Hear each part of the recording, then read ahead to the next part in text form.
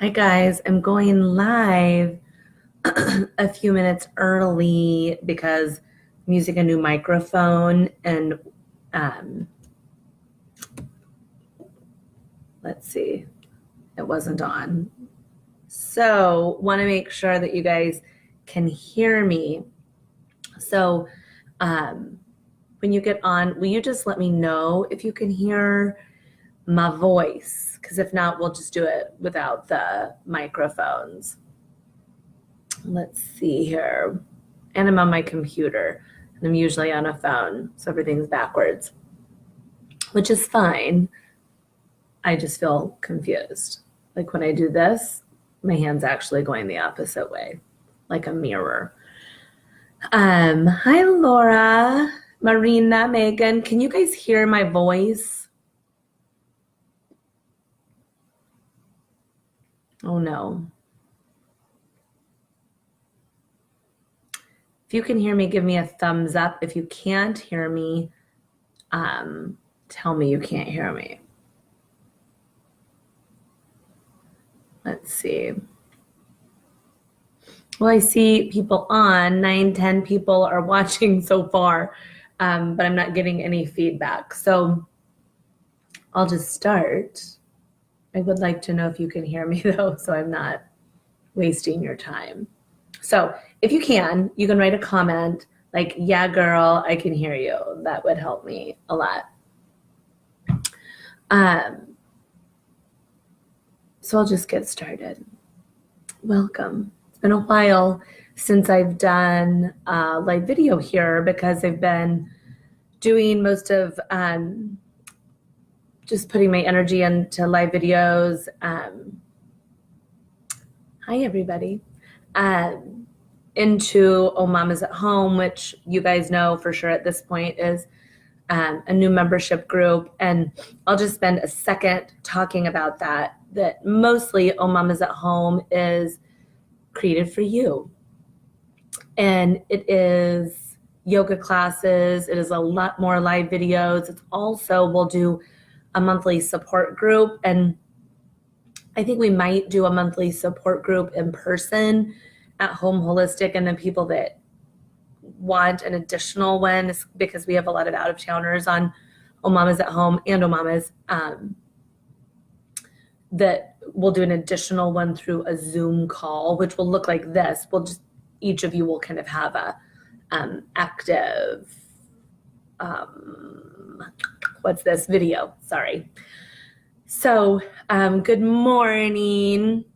Look into Oh Mama's at Home if you haven't. A lot of you that are watching right now are already in.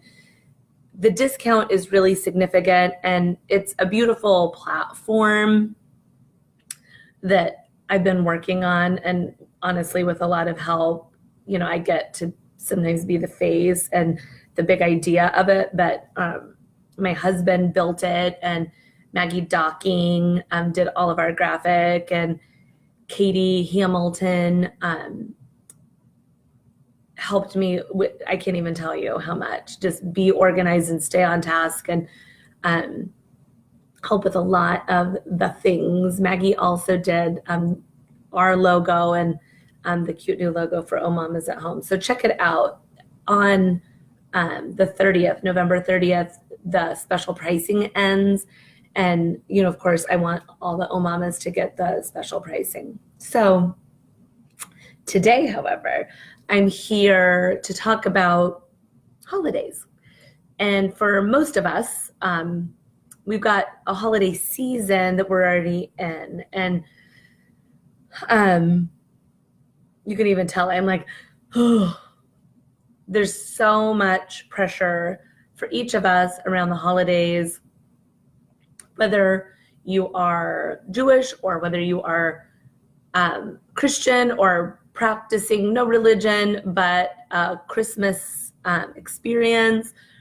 There's just a lot of pressure from family and family traditions. I'm interested in you guys sharing today what really works for you, what you love about your family traditions, and also what you don't love and what's been hard for you. So I'm just happy to be here with you also. So I'd like to say that. So I'm talking about what I believe is the greatest gift that we will give our children. And like, yes, presents are fun. It's not that it's not so fun to open a gift, but my kids, I can assure you, don't remember what they got last year. They might be able to say what their favorite gift of all time was. I think they would all say, we have a really nice basketball goal. I think they would all say that, you know, that's, but what they love about it is that like when Jake gets home from school or all the boys get home, that our whole neighborhood gathers in my front yard.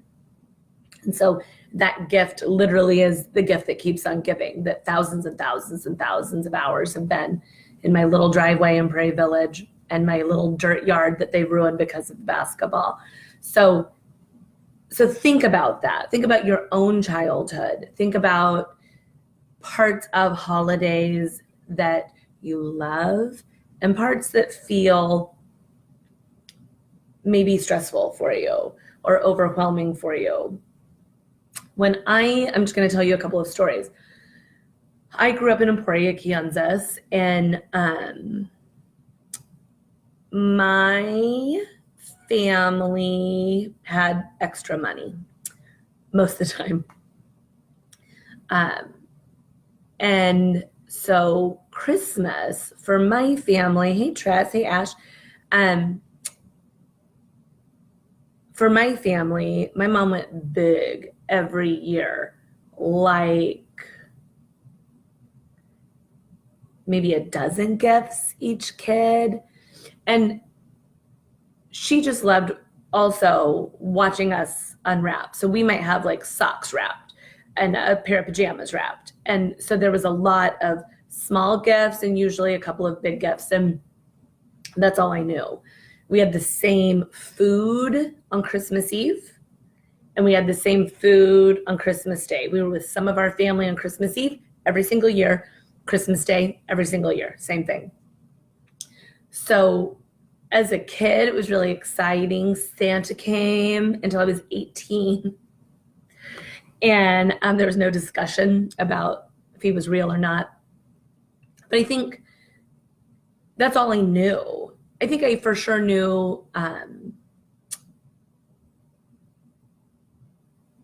that some kids didn't get as much as me. And I'll tell you a story about that.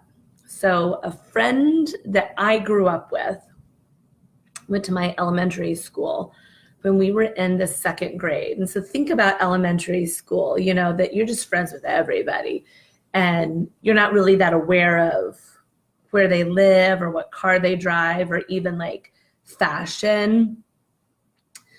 Maybe they're wearing the same clothes more often than you are. I had no awareness of this.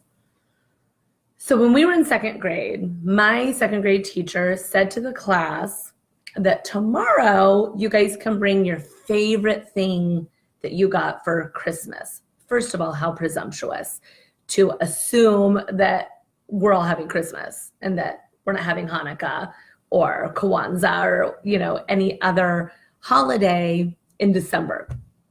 So, my second grade teacher, though, however, if she's on here, was really one of my favorite teachers. I mean, no disrespect. But she said, bring your favorite thing. And so I brought a stuffed animal. I wanted a stuffed animal every single year. I had hundreds. And, you know, I remember what I brought and I remember what this friend of mine brought. And let's call her Carla. That's not her name. Carla brought a coloring book and colors and like a couple of pencils. I'm doing this, pencils that had like characters on them. And we each got to go around and tell a story about our holiday. And some kids, I remember being like, I didn't get what I wanted. I wanted a 4-wheeler and I didn't get it or whatever. And we get to Carla, and she had twinkles in her eyes. And she said, I had the best Christmas. I was with all my cousins, and we all went to my grandma's house, and I wanted to bring everything I got for Christmas. She brought a coloring book, a box of crayons, and a couple of pencils. And I remember feeling like I was going to throw up. So I'm like 7 or 8, just turned 8, I guess. And kind of feeling in that moment like embarrassed of my fancy new fucking, stuffed camel, I think it was. Actually, it was a snowball. It looked like a polar bear. And I remember feeling kind of like, what? How lame, And I remember going home, and I remember telling my mom and talking about this, like, you're not going to believe what Carla got. And kind of feeling like, what the fuck's wrong with her parents? What the fuck is wrong with her parents? Who doesn't give her a stuffed animal if she wants it? Like, I got clothes, I got a coat, I got a hat, I got gloves, I got cute socks. I probably got a 4-wheeler. And I had no conception that was a stretch for them, that was a lot for them. So we continued on. And then I became a single mother. And so I had Jake when I was in college. I got pregnant when I was 20, had him when I was 21. And I really had no money. And I remember feeling like I'm a loser. Like, fuck, like, what kind of a mother like can't like buy their kid Christmas gifts? And so I took out extra school loans to buy my kid a bunch of shit. And I remember when I was 21, that first Christmas, Jake would have been 9 months old. He's 9 months old. Feeling like, well, I'll just deal with these school loans later. I got to get my kid some stuff. And that first Christmas, he's 9 months old. I got him this, like a plastic, like indoor play structure. Probably cost $300. And he was barely like crawling. It's like for a 2-year-old, like I was just like, I got to give him something he's going to be really excited about. So 1, he never really played on that structure. And 2, I put myself in a very stressful situation, and that baby could have just opened up them socks that my mom was buying me. So I look back and I'm like, what were you doing? And so 4 years later, I started dating my husband, and we are both new in our careers. I think I was making $12 an hour, maybe $12.50 an hour at this point, with a college degree, by the way. And our first Christmas comes around, and he said, Ashley, like, let's just enjoy this Christmas. And like, you don't have the money to get me anything. Like, let's not do it. And I started bawling. I was bawling. And I'm like, no, like, I'm in love, like, I'm buying you something. And he's like, like, you don't have any money. You're eating SpaghettiOs, for Christ's sakes, like, there's no way I'm letting you buy me a gift. So we decided that year, our very first year together, that we were not exchanging a gift. And we have never exchanged a gift since then. we do on our birthdays. We don't on Valentine's Day. We never do on Christmas. And we don't on our anniversary. Nothing. And it's such a relief. So we get married 2 years later, start having more kids. We had 3 kids in our first 4 years of marriage. And Will says to me, we're not doing it like your mom does it. And really, like, if you know Will, he doesn't put his foot down ever. He really just only like puts his foot down if it's something that's really important to him. So he shared with me about his family Christmas tradition. And in his family, they're a big family, Hispanic Catholic family, that when he was growing up, the siblings got each other a gift and Santa got a gift. So he got 2 gifts. And when the siblings were getting gifts, sometimes it would be like nothing. I mean, like an eraser. But the siblings were in charge of picking names and then getting something for each other. But he said, that they would like try to be creative and give the younger brother something that an older brother had that isn't using anymore. And he said that, we really tried to make it amazing. And then got 1 gift from Santa. And I'm like, what about your mom? Did she not give you a gift? He's like, well, she gave us a Santa gift. And she made us all our favorite food, which in their family is tamales. And that it was a time of togetherness and a time of playing games. They still do that. We have on Will's side of the family, I think like 33, I might be off, nieces and nephews. There's so many. We still get together and play games. There's still 1 gift total in that family.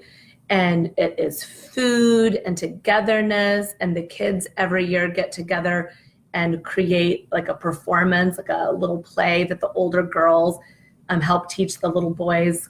It's darling. It's always hot. So I learned a lot about holidays from more about people that had less than me, and that actually ended up appealing to me and what my heart felt pulled toward. So every year we are together, of course. Every year we have game time and, no cell phones on Christmas, but we have kind of figured out what feels best for my family. Will, me, the boys, what we say, these 4 walls that I'm sitting in right now. We also quit traveling once we had Ben, who was our first together. And that we used to go to Will's mom's house for Christmas Eve, my mom's house for Christmas Day. And then there was always like going to my grandmother's and, a lot of other, Will's parents are divorced. So that was a thing. And the year that Ben was born, he was born in December. I realized that Jake had never had Christmas, Santa, time with family in his own home. We always traveled for it. And so now we just do it here. And if people want to come, they can come. So that's what we have figured out works for our family. And the pressure of traveling has gone away. And the pressure, sometimes I think it's convenient for us because we don't have family locally. And so we can say, if anybody would like to come on Christmas Eve, come. And they do or they don't, but we're not coming. So we're going to just kind of sit together and think about the pressures of holidays. I have notes, so I'm looking down. Food, presents, expectations of going to different locations for gatherings, pressure for our kids, think about the pressure for our kids to hug and kiss an aunt or a grandparent or a cousin, or the pressure that we have for our children to behave a certain way, maybe behave differently than what is okay to behave at home. That when we go to our family members, is it okay for them to act crazy? Is it okay for them to flip on the sofa? Because it is at home, or it was for us. So some things that also come up for me. Families can be triggering. Things that are triggering in my life are political beliefs are different. All of my family has a different political belief than I do, and my family of origin, my children and will. So that can be kind of overwhelming for us. And even the language that my family uses is really different than the language that we use. And it's not wrong. I'm just going to tell you this, that my family are Republicans and they're cattle ranchers, and the way that they see the world is very different than the way I see the world. I don't think their way is wrong, to be honest. I think that's their reality. Mine is very different. And so that can be triggering for me. And something that when I was in graduate school, went to graduate school for marriage and family therapy. One of the kind of things we talked about is when we are with our family, our parents, grandparents, cousins, siblings, how old do we feel? Do you feel like you're same age? I'm turning 46 in a week. Do you feel like you are 46, 25, whatever you are, when you are with your family? Or do you feel like a child? Are you treated like a mother, like an adult, like a 30-something?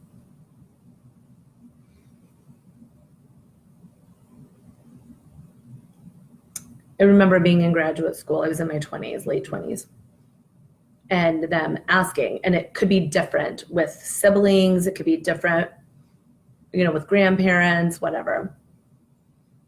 And I realized that when I am with my father, I'm about 15 or 16 years old, that I function as kind of daddy's little girl.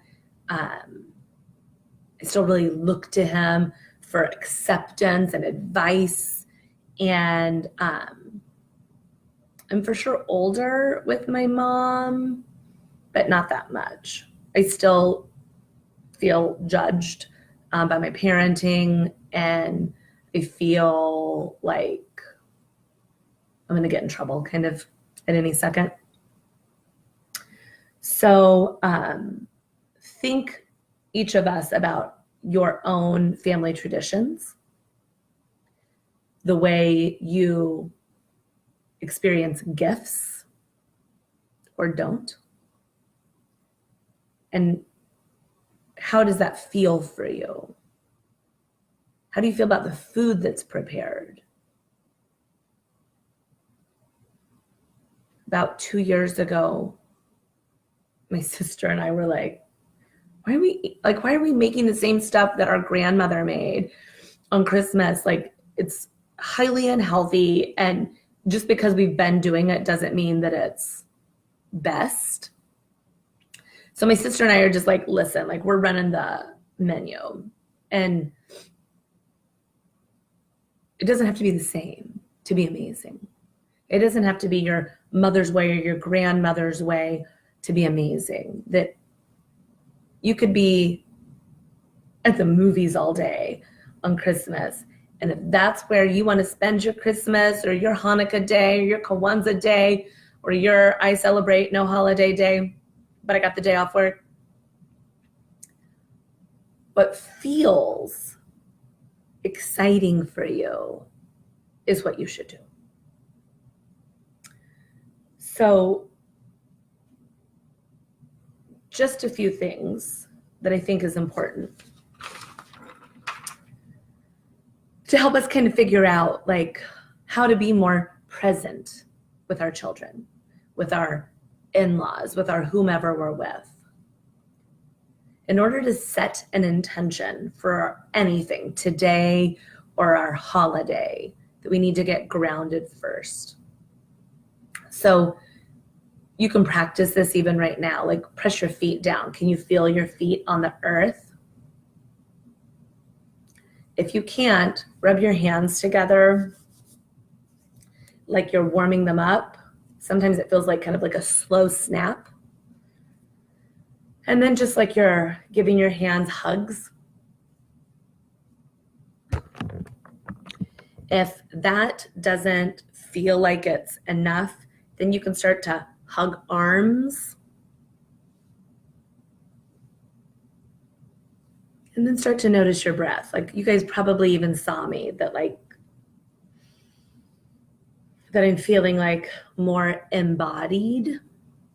And when we're embodied, it's easier for us to be clear about an intention. So take time.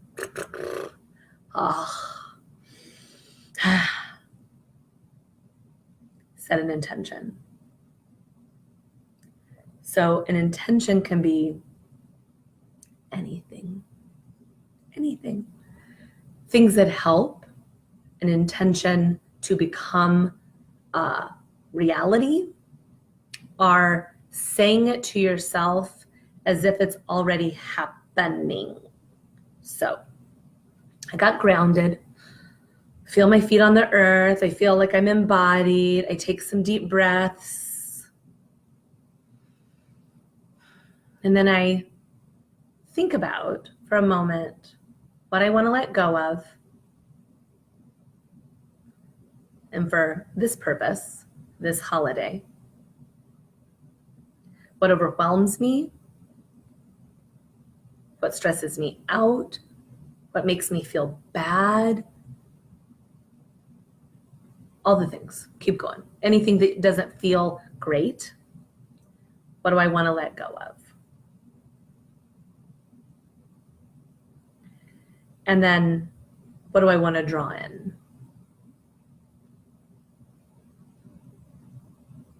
And maybe it's an activity.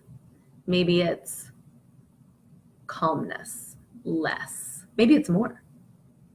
Maybe I've been doing nothing and I want more activity on Christmas. That's okay. What do I want to let go of? What do I want to draw in? And so just sit with that for a minute. And so for me, some visuals that come to mind are, you guys have heard me say this before, like I'm dumping out my purse and I'm just putting back in what I want. And I'm leaving out what I don't want. I don't need those receipts anymore. I don't need those old gloves anymore. I don't need my toothbrush that got dirty in the bottom anymore.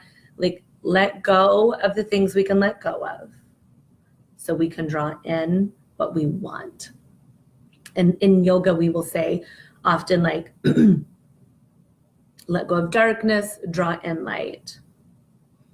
Let go of anything that feels like a burden, anything that feels like excitement or relief, we're drawing in. And that could take hours. It could take 5 minutes. Like some of us know, like, God, going, traveling on Christmas, going to 3 houses, it sucks. I'm not doing it.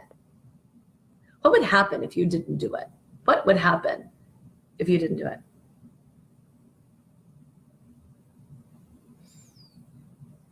So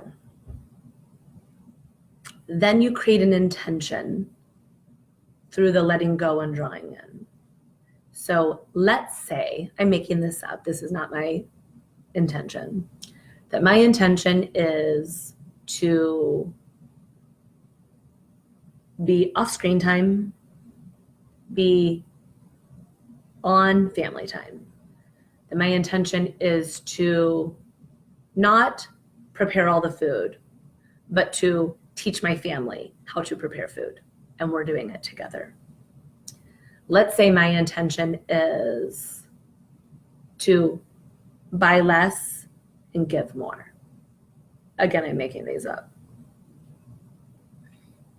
It is my intention, buy less and give more though. So then we create a statement from the things that we want to let go of, we want to draw in, and then here's some things that I want to do. I don't want to do this, I do want to do this.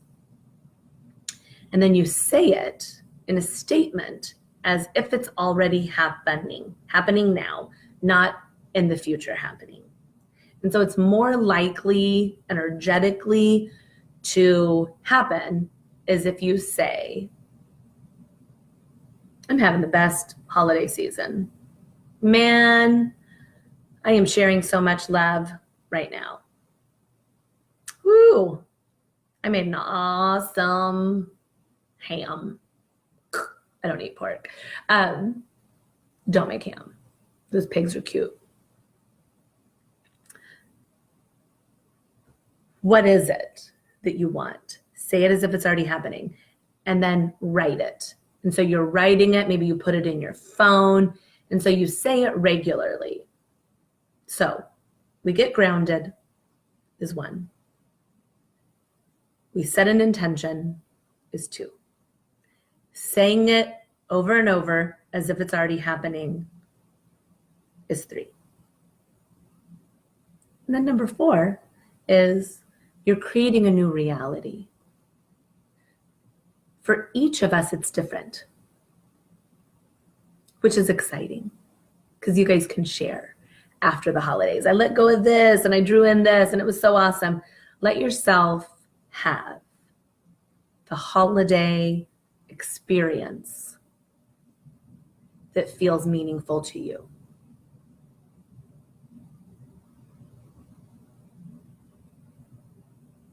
So I hope this was useful. This practice of getting grounded, setting an intention, that intention will create a different thought pattern. That thought pattern will create a different reality. Your actions will change. This will help you be present at work, present at home with your kids. This will help you have a more meaningful relationship with your partner, with your friends, with people on Omamas. And so let yourself just let that simmer. What does it feel like for me? And I'm really excited to hear things that you guys have changed, that you've let go of, that you've drawn in. And because for each of us, we learn from experience. We learn what sucks. We learn what's awesome. And we also learn by hearing other stories. And so if Kaylin is doing something different than Nikki, different than Tressie, for each of us, that we can be like, what? I don't even know you could do that on Christmas. That let yourself learn about others' holidays. Let yourself absorb if what I'm doing feels right or it actually doesn't. And then change it. And that's exciting. So I'm opening up. My little part's finished. I'm opening up to see if anybody has any. Hi, Carrie Jones. Carrie Jones Serrano, I think, was in my 2nd grade class. Did you hear the part about Carla? And do you know who I was talking about? And then don't say it. Oh my gosh. Carrie also is one of my oldest friends, literally. She and her twin sister were in kindergarten with me. Old farts. So that means you're getting ready to turn 46 also, just saying. Oh my gosh, you guys, there's so many of you. Hi, Jen. Hi, Caitlin. Hi, Kara, my love. I miss you. So I'm happy to answer questions. I'm happy to stay on as long as you guys need. I'm switching over, not really as long as you need, because I'm switching over to do a live video on Oh Mamas at Home. If you're not on Oh Mamas at Home, get on there, or else something crazy will happen. But I would love to have you. Anybody have any questions or things that you want to share about holidays or about what stresses you out or what you've changed? And we'll leave this live. I mean, we'll leave this open. So anybody that's on here right now, we have a lot watching. I love all the hearts to you too. We'll just share. So I'll stay on like another 30 seconds. If anybody doesn't want to share yet, suckers, then we'll move and you can share if you want on Oh Mamas. I hope this was for each of you useful. And I hope also that whatever holiday it is that you share with your family feels like a gift for you also. And that I always feel like when I'm doing really good self-care, that I'm better at being present. And what's really exciting is we're teaching our children to have their own ideas. And we're teaching our children that one way isn't the only way. And that just because I've been doing something one way doesn't mean that it's the best way. And I'm just realizing it's not the best way, so let's switch it up. And I think it's just such a gift that you're teaching your children that we can still evolve even at age 46, 56, 86, and that change isn't scary. It's just evolving. It's just change. Yeah.